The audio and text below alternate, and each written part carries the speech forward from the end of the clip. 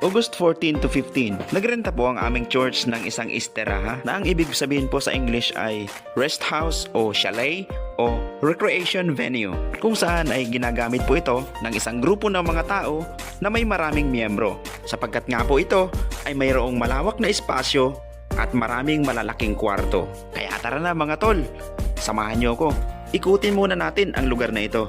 Sa ngayon po ay pasado alas 10 na ng gabi at kami pa lamang halos ang mga tao dito. Bukas pa naman po kasi ang pinaka big event dito. Meron po ditong maliit na swimming pool mga koys, kung makikita nyo. Pwedeng nga pong maligo at magbabad dito.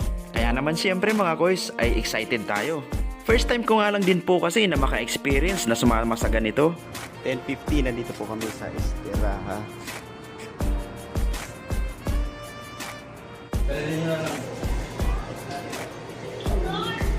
Wala na, dali na sa sarili nyo.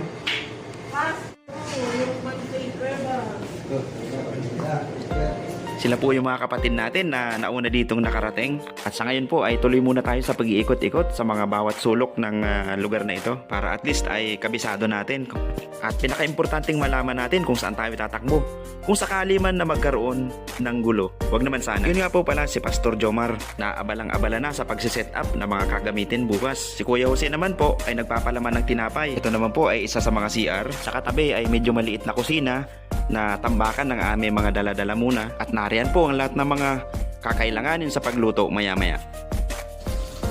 Katampisaw din. Pasado alas 2 na po ng umaga nung mapasya ako na maligo muna habang malinis pa ang tubig at wala pa yung iba.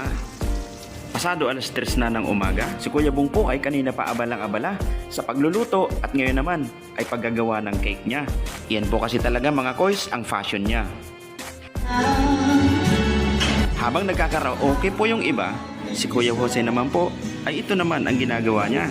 Dito niya naman po inilahan ang kanyang sipag at tiyaga. Ganito po kasi kami lahat dito, mga kabiyaya. At sobrang naniniwala nga po ako sa kasabihan na kapag may tiyaga, may nilaga.